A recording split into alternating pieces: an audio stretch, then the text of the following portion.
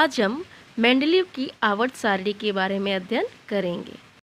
Dimitri Mendeleev एक Russian scientist थे।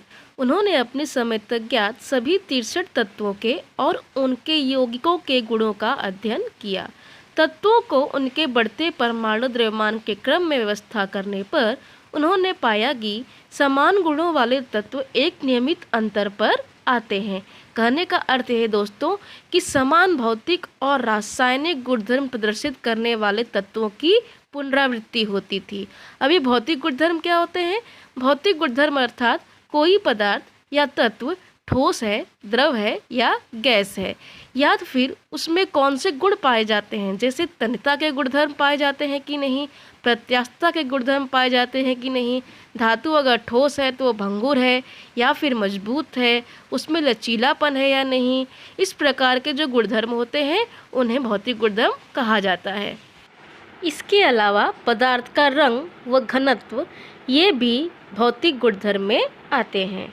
रासायनिक गुणधर्म में हम देखते हैं कि कोई भी तत्व हवा, पानी, ऑक्सीजन, अम्ल या क्षार इन सभी चीज़ों से अभिक्रिया करके कौन से प्रकार के यौगिक बनाता है। इसके अलावा बनने वाले जो यौगिक हैं उनके रासायनिक गुणधर्म कौन से प्रकार के हैं। तो दोस्तों ये भौतिक और रासायनिक गुणधर्म एक नियमित अंतराल पर बार बार आवृत्तित हो रहे थे और इसी आधार पर मेंडलीव ने ये निष्कर्ष निकाला कि तत्वों के भौतिक और रासायनिक गुण उनके परमाणु द्रव्यमान के आवर्ती फलन होते हैं। आवर्ती फलन के एक निश्चित अंतराल के बाद पुनरावृत्ति होती है। मेंडलीव ने तत्वों को एक सारणी के रूप में व्यवस्थित किया जिसे मेंडलीव की आवर्त सारणी के रूप में जाना जाता है। अब आइए देखते हैं मेंडलीव की आवर्त सारणी की संरचना किस प्रकार हुई है। मेंडलीव ने तत्वों को उनके परमाणु भारों के बढ़ते हुए क्रम से 36 पंक्तियों में तब तक व्यवस्थित किया जब तक कि उनको एक तत्व जिसके गुण पहले तत्व के समान नहीं मिल गए। फिर उन्होंने इस तत्व को पहले तत्व के नीचे रखा और इस तरह तत्वों की दूसरी पंक्ति शुरू की। मेंडलीव को तत्वों के वर्गीकरण में सफलता इसलिए मिली क्योंकि उन्होंने तत्वों के गुणधर्मों पर विशेष ध्यान दिया था। आकृति में दिखाए अनुसार मेंडलीव की आवर्त सारणी में कुल 12 आवर्त तथा 8 समूह पाए जाते हैं। दोस्तों थोड़ा सोचिए, में हमसे प्रश्न किया गया है कि मेंडलीव आवर्त सारणी में अनेक स्थान रिक्त रखे गए हैं। उनमें से कुछ स्थानों पर परमाणु द्रव्यमान दर्शाए गए हैं। दर्शाए गए 3 परमाणु द्रव्यमान उनके समूह एवं आवर्त सहित बताइए। दोस्तों मेंडलीव की आवर्त सारणी में जो पहला द्रव्यमान दिया गया है वो है 44, जो कि चौथे आवर्त और तीसरे समूह में है। उसी प्रकार दूसरा द्रव्यमान दिया है 68 यानी 68, जो कि 5वें आवर्त और तीसरे समूह में है। तीसरा द्रव्यमान दिया है 72, जो कि 5वें आवर्त और चौथे समूह में है। अंत में एक द्रव्यमान दिया है 100, जो कि 6वें आवर्त और 7वें समूह में है। दूसरा प्रश्न है हमारा, कुछ तत्वों के नाम अनिश्चित होने के कारण उनके संकेतों के पहले प्रश्न चिन्ह दर्शाए गए हैं। ऐसे संकेत बताइए। दोस्तों मेंडलीव की आवर्त सारणी का ध्यानपूर्वक निरीक्षण करने पे जो आपको पहला संकेत मिलेगा वो है अंग्रेजी के लेटर वाई और टी से, जो कि 6वें आवर्त और तीसरे समूह में है। दूसरा संकेत है डी आई, जो कि 8वें आवर्त और तीसरे समूह में है। तीसरा संकेत मिलेगा अंग्रेजी के लेटर सी और ई से, जो कि 8वें आवर्त और चौथे समूह में है। चौथा संकेत मिलेगा हमें अंग्रेजी के लेटर ई और आर से, जो कि 10वें आवर्त और तीसरे समूह में है। और अंत में एक संकेत मिलेगा अंग्रेजी के लेटर एल और ए से, जो कि 10वें आवर्त और चौथे समूह में है।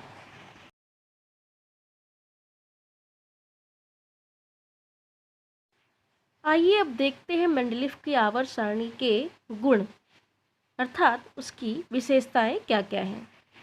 जो पहला है, सभी तत्वों को मेंडलीव ने उनके परमाणु द्रव्यमान के आधार पर वर्गीकृत किया था। दूसरा है परमाणु द्रव्यमान में सुधार। कुछ तत्वों जैसे बेरिलियम, सोना और इंडियम के परमाणु द्रव्यमान में सुधार किया गया। दोस्तों, सुधार के पूर्व बेरिलियम का परमाणु द्रव्यमान 14.09 था और सुधार के बाद इसका द्रव्यमान 9.4 निश्चित किया गया। तब इसे बोरॉन के पहले स्थान दिया गया क्योंकि यह सारणी परमाणु द्रव्यमान के बढ़ते हुए क्रम में व्यवस्थित की गई थी। आवर्त सारणी में मेंडलीव ने उस समय तक न खोजे गए तत्वों के लिए कुछ स्थान रिक्त रखे। उनमें से 3 अज्ञात तत्वों को नज़दीक के ज्ञात तत्वों के आधार पर एका बोरॉन, एका एल्यूमिनियम तथा एका सिलिकॉन इस प्रकार के नाम दिए। दोस्तों, एका सिलिकॉन का अर्थ होता है सिलिकॉन के नीचे का। मेंडलीव ने एका बोरॉन, एका एल्यूमिनियम तथा एका सिलिकॉन के द्रव्यमान क्रमशः 44, 68 तथा 72 होंगे ऐसा बताया।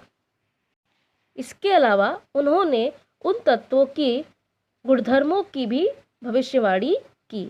बाद में यह तत्व जब मिले तो उनको क्रमशः स्कैंडियम, गैलियम व जर्मेनियम नाम दिए गए। इन सभी तत्वों के गुणधर्म मेंडलीव द्वारा की गई भविष्यवाणी के अनुसार सही पाए गए। यहाँ पे हम एका एल्यूमिनियम, जो कि बाद में गैलियम के नाम से प्रसिद्ध हुआ, अगर उन दोनों के गुणधर्मों की तुलना करें तो उनमें काफ़ी समानता दिखाई देती है और इसीलिए मेंडलीव द्वारा की गई भविष्यवाणी को लोगों ने सही माना और उस पर विश्वास किया और उनके द्वारा तत्वों के वर्गीकरण की पद्धति को स्वीकार भी किया। मेंडलीव द्वारा बनाई गई आवर्त सारणी को ही आधार मानकर आज के आधुनिक आवर्त सारणी का निर्माण हुआ है। अगला है तत्वों की संयोजकता। मेंडलीव के वर्गीकरण ने तत्वों की संयोजकता को समझने में सहायता की। तत्वों की संयोजकता समूह संख्या के द्वारा दी गई। उदाहरण के लिए समूह 1 के सभी तत्वों जैसे lithium, hydrogen, sodium, potassium, rubidium तथा सीजियम की संयोजकता एक ही है। दोस्तों, अगर आप आधुनिक आवर्त सारणी का निरीक्षण करेंगे तो भी आप उसमें पाएंगे कि एक समूह के सभी तत्व, जो भी तत्व एक समूह में है, उन सभी की संयोजकता एक समान है। दोस्तों, अगर आप आधुनिक आवर्त सारणी का निरीक्षण करेंगे तो आपको मिलेगा कि प्रत्येक समूह की संयोजकता संख्या समान है क्योंकि प्रत्येक समूह के जितने भी तत्व हैं उन सब की बाहरी कक्षाओं में इलेक्ट्रॉनों की संख्या समान होती है। दोस्तों, गुण के साथ साथ मेंडलीव की आवर्त सारणी में कुछ दोष भी थे। अब देखते हैं हम लोग कि मेंडलीव की आवर्त सारणी के दोष क्या थे। दोस्तों, यह प्रश्न परीक्षा की दृष्टि से बहुत महत्वपूर्ण है, इसीलिए आप इसे जरूर याद करिएगा। मेंडलीव की आवर्त सारणी का जो पहला दोष था वो हाइड्रोजन से संबंधित था। जैसे हाइड्रोजन का अणुसूत्र अगर H2 है तो हेलोजन समूह के फ्लोरीन का अणुसूत्र भी F2 है और क्लोरीन का अणुसूत्र भी Cl2 है। और इस प्रकार देखा जाए तो हाइड्रोजन यह हेलोजन समूह के साथ संबंध दर्शाता है।